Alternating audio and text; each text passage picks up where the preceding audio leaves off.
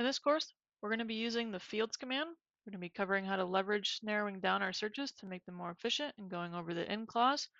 We're also going to cover regular expressions and where they show up in Splunk. We're going to move into using the erex command, building out some top level domains, and leveraging what we learned from erex into the rex command and actually building out our own regular expressions. We're also going to get exposure to eval with the replace function and getting our data to really pop out using that function in a way to highlight what we want.